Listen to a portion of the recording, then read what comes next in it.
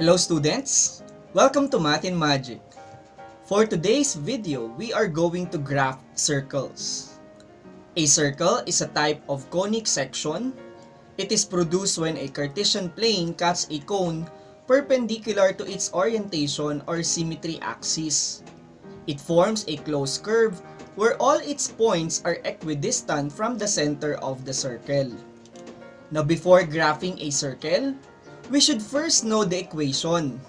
And in the case of a circle, there are two forms of equations. First is the center radius form. That is given by the square of quantity x minus h plus the square of quantity y minus k equals r squared, where the coordinates hk is the center and r is the radius. If a circle center is at the origin, its center radius form is given by x squared plus y squared equals r squared.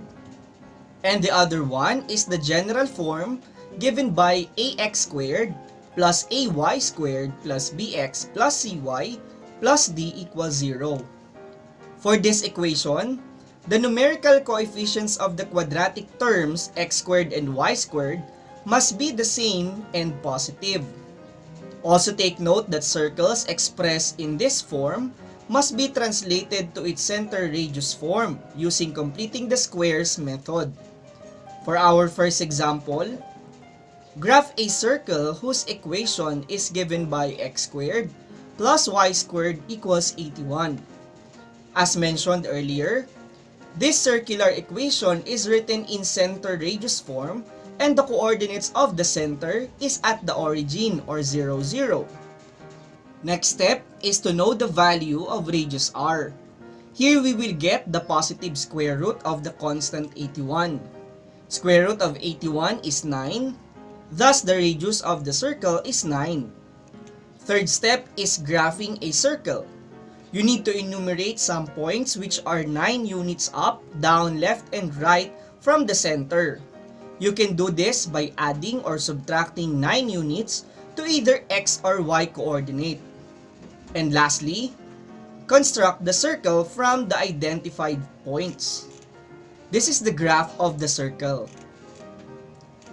For our second example, graph a circle whose equation is given by the square of quantity x plus 1 plus the square of quantity y minus 2 equals 25.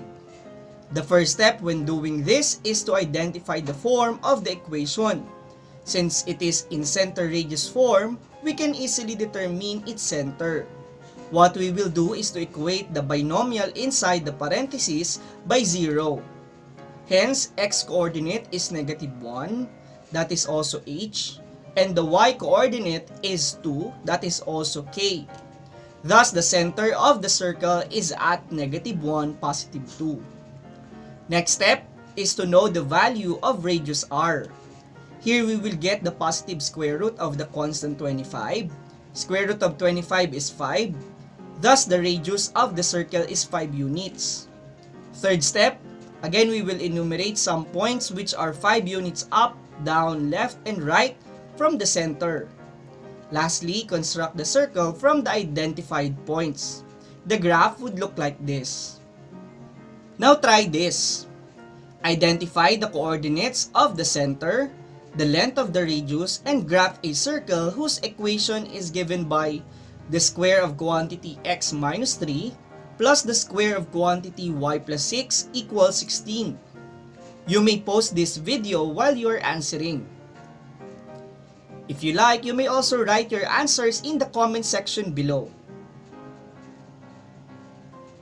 Now here are the answers for this item.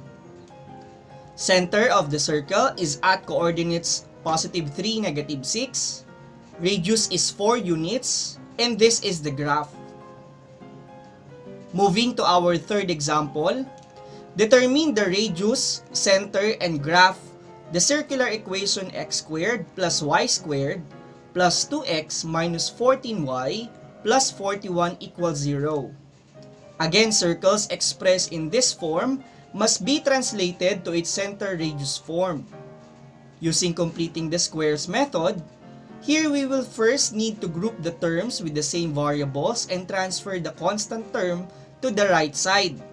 Equation will be quantity x squared plus 2x plus quantity y squared minus 14y equals negative 41. Next, we will make the grouped terms into perfect square trinomials. This will be done by getting half of the linear term's coefficient 2x and squaring it. Half of 2 is 1, the square of 1 is also 1. Now using addition property of equality, we will add 1 to both sides of the equation. For the second group's linear term, negative 14y, half of negative 14 is negative 7, square of negative 7 is positive 49. Add 49 to both sides of this equation. Equation now is quantity x squared plus 2x plus 1 plus quantity y squared minus 14y plus 49 equals negative 41 plus 1 plus 49. Now express each perfect square trinomial as square of binomial. That is the square of quantity x plus 1 for variable x, and for variable y, the square of quantity y minus 7. Now combine the constants on the right side. Negative 41 plus 1 plus 49 is 9. Hence, the center radius form is the square of quantity x plus 1 plus the square of quantity y minus 7 equals 9. Thus, the center is at coordinates negative 1, positive 7. For the radius, we will get the positive square root of the constant 9. Square root of 9 is 3. Thus, the radius of the circle is 3 units. Now, graphing this circular equation, it would look like this. Now, try this. Determine the radius, center, and graph the circular equation 4x squared plus 4y squared minus 32x plus 39 equals 0. Again, you may pause this video while you are answering. Also write your answers in the comment section below.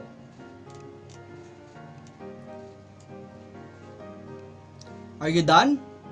Here are the answers for this item.